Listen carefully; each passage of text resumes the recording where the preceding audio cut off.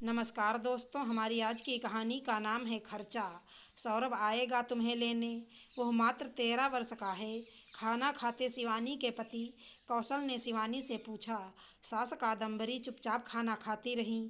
ससुर मुरारी जी बोले, वो क्यों आएगा?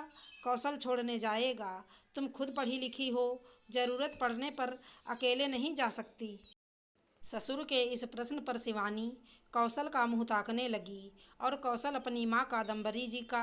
शिवानी मन ही मन सोची, टिकट बनाएं तो क्यों नहीं जा सकती, पर टिकट के पैसे भी बचाने हैं और मुफ्त में वहाँ से तोहफे भी प्राप्त करने हैं, कैसे हो सकेगा। कौशल, शिवानी का टिकट बनवाओ। अभी मुरारी जी की बात पूरी भी नहीं हुई थी कि कादम्बरी जी बोल पड़ी, कौशल क्यों बनवाएगा? बेटी को अपने घर ले जाना चाहते हैं तो आने जाने का टिकट खुद मायके वालों को बनवाना होगा। कौशल नहीं, कादम्बरी जी बोली, इसीलिए हमेशा शिवानी के पापा ले जाते और छोड़ जाते थे। आश्चर्य से मुरारी जी बोले, अब तो बेचारे वो भी नहीं रहे। माँ के कंधों पर सारी जिम्मेदारी है।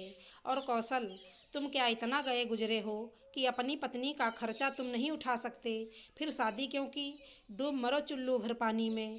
तैस में मुरारी जी बोले, अब समझ में आ रहा कादम्बरी जी आपकी चालाकियाँ। बहू को मायके भेज उसकी वापसी में तोहफों के नाम पर लिस्ट पकड़ा देती हो। वही वस्तुएं जो तुम्हें अपनी बेटी को देनी होती हैं, या बेटी ने जिन वस्तुओं की सिफारिश की होती है।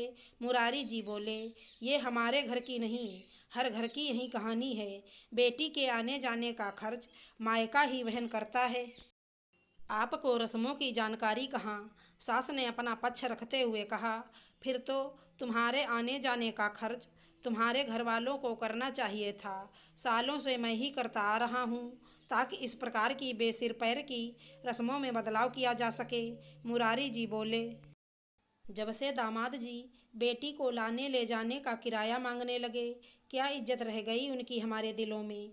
लाखों कमाने वाले इतनी औकात नहीं कि अपनी पत्नी का आने जाने का किराया दे सकें। ससुराल से मांग कर बैठे। छी, भीख मांगने का यह भी एक ढंग है। बस भीख मांगने का तरीका बदल गया है। क्या तुम चाहती हो कौशल की भी वही इज्जत रह जाए अपने ससुराल और शिवानी के दिल में? तुम अभी भी रस्मों रिवाज के नाम पर बहू के मायके वालों को लूटने से बाज नहीं आ रही। मुरारी जी बोले। कौशल को बोले, बहू जब भी मायके जाना चाहेगी तुम उसके लिए आने जाने का टिकट बनवाओगे, समझे? रस्मों रिवाज के नाम पर माँ की झूठी बातों को आज तक मानता आ रहा था कौशल, पर आज से नहीं। तुरंत फ़ोन कर सौरभ को मना कर दे। शिवानी को वो खुद लाकर छोड़ेगा और लेकर जाएगा। कादम्बरी जी जहाँ अपने दामाद के रवैये से दुखी थी, वहीं अपनी करनी ने उन्हें और दुखी कर दिया। बहू और बेटे से उन्होंने माफ़ी मांगी, क्योंकि उन्हें समझ आ गया था कि मांग कर ली गई वस्तु भले उन्हें मिल जाती हो, पर मांग के साथ इज्जत भी उतरती जाती है। आशा करती हूँ हमारी कहानी अच्छी लगी होगी। धन्यवाद दोस्तों।